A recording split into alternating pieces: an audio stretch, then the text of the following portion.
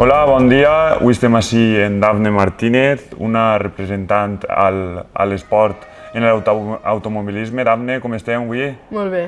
La veritat que molt agraïts per això i la veritat que moltes gràcies, donar-vos les gràcies. Bueno, doncs comencem aquest podcast en la primera pregunta, preguntant-te qui és Dafne Martínez i on naix aquesta passió per el motociclisme. Pues Dafne és una xiqueta de Benigani que té 16 anys i està estudiant el cicle de deport i la passió és pues, des de ben xicoteta. Vull dir, mon pare sempre porta moto i ma mare pues, al final també l'han agradat i des de xicoteta sempre ha anat en moto. Dins de la categoria del motociclisme, per a aquelles persones que desconeguen el món del motociclisme, en quina categoria competeixes? Jo competisc en pit bike, en la cilindrada de 190, que és com la supermotor, però en xicotet.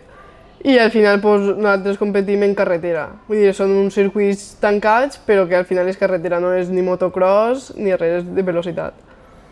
Molt bé, i quina anècdota recordes que t'agradaria mencionar així d'una carrera, un entrenament, el que consideres tu oportú per a dir-los als nostres oients? Pues jo me'n recorde que quan era més xicoteta, que estaves començant, estava en un entrene i a mi em feia mal el peu perquè venia d'una caiguda. I en això que jo volia parar a veure. I me'n recorde que van vindre tots correguent i jo no sabia què estava passant. I me veig a un xic en l'extintor i dic, ostres, què està passant? I em van dir que tenia la moto en llames i no estava donant-me ni compte ni res. I al final vaig veure que tenia la bota i tot cremat. I jo no vaig donar ni compte. A banda, m'agradaria mencionar que, clar, és un esport en el que és difícil competir i també, malauradament, l'àmbit femení, no hi ha molta gent femenina que competisca en aquest àmbit. Com involucraries, com potenciaries aquest esport? És difícil perquè al final és molt costós, com tu sabràs. Com involucraries i com potenciaries en un poble com Benigànim l'esport del motociclisme? Ostres.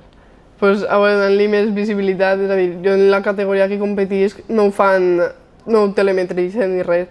I entonces jo pues, donaria aquesta visibilitat que per lo menos anaren càmeres i ho posaren per la tele, així fer, jo que sé, alguna exhibició o alguna que vegeren el que és el motociclisme perquè la gent s'anime. Després, al final el motociclisme és un esport amb molt de risc, ho sabràs. Com porta això a la teva família? Pues, n'hi ha persones que pitjor, com per exemple els meus pares ho porten mal, i n'hi ha altres que, bueno, a veure, tots ho porten mal, però alguns millor. Per exemple, mon pare ho porta mal, però ho dissimula. Ma mare no ho dissimula. Clar, tu al final, com ha competit, claro. sap el que hi ha i, per tant, entén aquesta adrenalina que hi ha dins del cos. Ma mare no, com ma mare sempre ho ha vist des de fora, no ho sap dissimular molt bé, però al final... I com es prepares abans d'una carrera? Tens alguna activitat que tu fas, algo que tens que fer precís per abans de començar aquesta carrera, uns calcetins que tens que portar precís perquè... De robo jo en tinc molta, Però no, sobretot és estar tranquil·la, intentar que ningú em moleste. Si el meu mecànic té que fer alguna cosa en la moto, no mirar-lo, perquè si no em poso molt nerviosa. I ja està, relajar-me, sentir música i pensar en el que tinc que fer quan isca i ja està. Molt bé. I després, ens has dit que estàs estudiant el grau el mitjà, entenc, el mitjà de Ciències de l'Activitat Física i l'Esport. Per tant, com compagines aquests entrenaments, carreres, amb els teus estudis? Pues, al principi és un poc complicat, perquè per matins estudies i per les vesprades pues, tens que sacrificar els pares perquè vinguin a per tu, anar a entrenar, i en els fins de carrera pues, un poc perquè acabes diumenges cansats, estàs tan lluny que arribes super tard, entonces, però al final, passant el temps, se fa. Quant de temps entrenes a la setmana? En entrenador, 2 dies, i ja per lliure depèn, 1 o 2 també. O sigui, 3 o 4 dies a la setmana segurs. Molt bé. I quins són els teus pròxims objectius de cara tant a llarg plaç com a curt plaç ara mateix per a la teua carrera esportiva? Pues el meu objectiu és arribar el més lluny possible. En aquest cas, jo l'any que ve vull fer en la Yamaha de 600 alguna carrera, a veure si va bé. Entonces el meu objectiu és arribar ahí. I a banda d'això, clar, quan intentes progressar en aquest aspecte ja necessites circuits més grans, ja necessites anar... La necessitat del transport ja és major, com portaries aquest tema? El transport? Exacte, és a dir, el desplaçar-te d'un circuit a un altre, a lo millor ja no estem parlant de Albaida, per exemple, que té circuit, sinó estem parlant que potser intentes anar a Múrcia, altre cap de setmana a Galícia, altre cap de setmana... Home, però ara estem fent un furgoneta, vull dir, encara no arribem a tant. Anem en furgoneta, les hores que siguin, jo de vegades que me les passe dormint, És normal, descansar està bé. I entonces el que es peguen la pallissa són mon pare i ma mare, però de moment en furgoneta. Molt bé.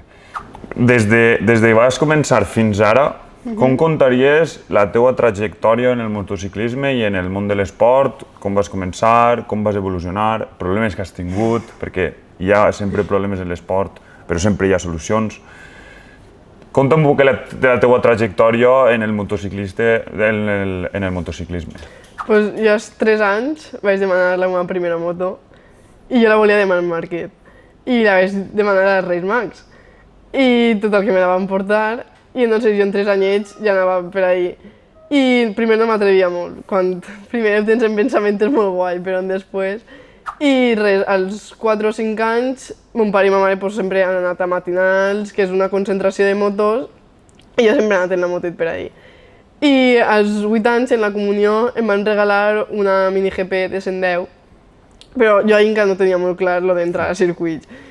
I res, al final als 10 anys, bueno, als 8 o 9 vaig entrar al circuit.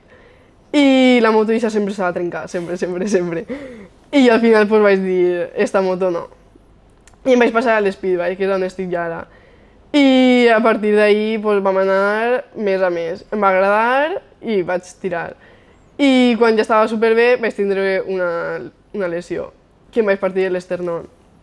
I ahir van decidir parar un rato i ja ahir es va acabar un poc. I després vaig tornar perquè em pensava que ja estava bé i encara el tenia trencat.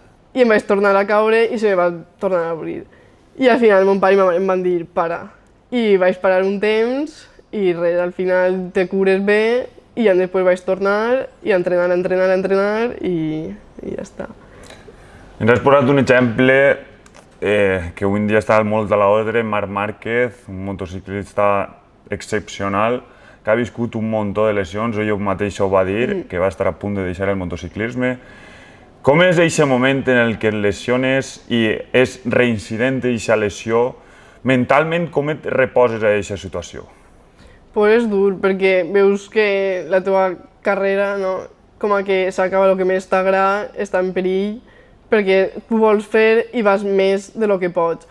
I al final això no és bo, perquè jo vaig tindre una lesió i jo volia entrenar, però al final les limitacions no te deixen. Entonces mentalment és molt dur, perquè el teu cos vol anar però no pots. I entonces és prou dur, la veritat. És així. Això realment hi ha una paraula que dona tot, que és experiència. Al principi, com veuries, Márquez anava tot, igual que tu, i després ja quan et lesiones i caus en la mateixa pedra, després ja vas amb més cuidado.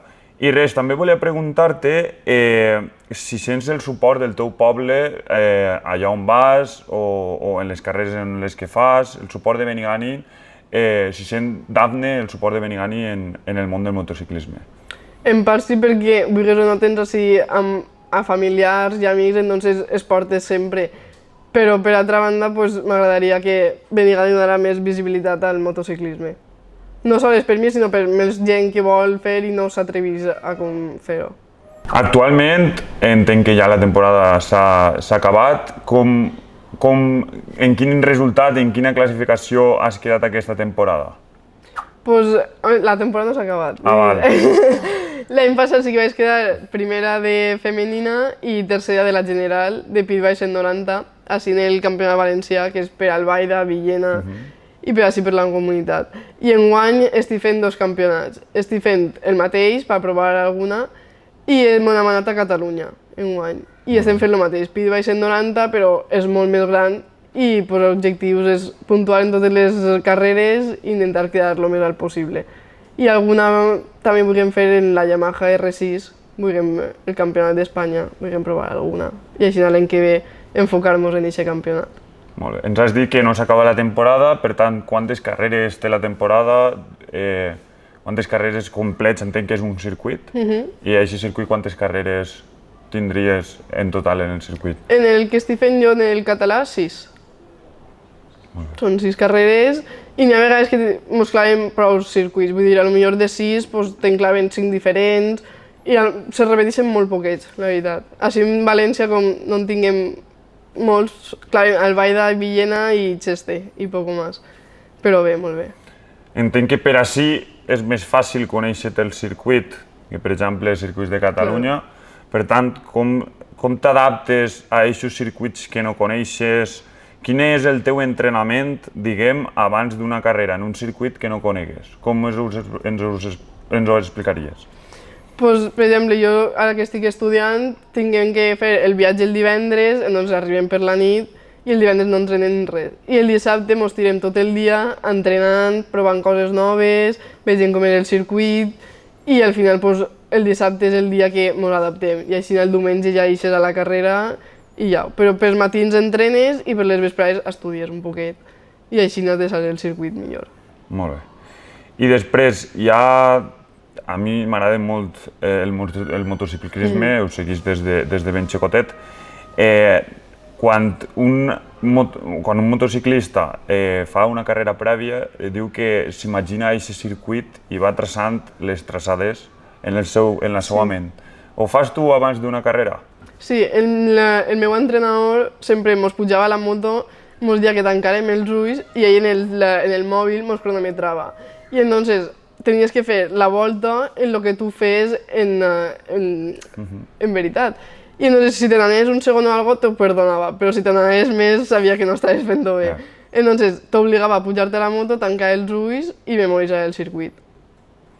És molt important aquest aspecte i la veritat és que és una altra etapa que la gent no coneix i que és molt important a l'hora de tindre en compte aquesta visualització per a després tindre aquesta facilitat a l'hora d'agafar les curves o per on és millor. I després hi ha moltes vegades que entenc que el teu entrenador el dirà vull que baixes 3 dècimes la volta, però tu estàs donant-ho tot. Sí. Com et motives o de quina manera evites la frustració de dir estic donant-ho tot, el meu entrenador em demana més, no sé on puc treure aquestes 3 dècimes? Com treballes o com gestiones aquesta situació? La veritat que és molt difícil perquè des de fora es veu prou fàcil, però quan estàs dins és tot molt més complicat. Però al final va un poc més i el meu entrenador em posava conos i entonces en els conos saps que sí o sí frenes. I mon pare, per exemple, anàvem a Albaida i me deia hasta que no estiga jo així, tu no frenes. I clar, jo el veia molt apurat a la curva i deia no, impossible. I al final vas passant aquests bloquejos mentals i ja els passes i bé. Molt bé. I res, per a tancar aquest podcast, t'agradaria dir alguna cosa al poble de Benigani, alguna cosa a l'esport de Benigani? Vaig a fer-te una altra pregunta.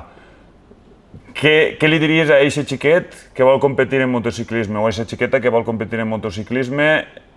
Què li diries exactament? Com li diries que tindria que progressar, tant a ell com als seus pares, perquè ja saps que això va un de la mà de l'altre? Que tinguin paciència, que no tinguin en ment arribar a res, perquè si tenen en ment això ja al final els pares es claven molta pressió als xiquets, s'agobien i no arriben a res. Si tu vas a entrenar i t'ho passes bé, segur que arribaràs molt lluny. Molt bé, unes sàvies paraules i res, ens despedim en aquestes paraules. Moltes gràcies, Dafne, per haver acudit i ens veiem a la pròxima. Moltes gràcies.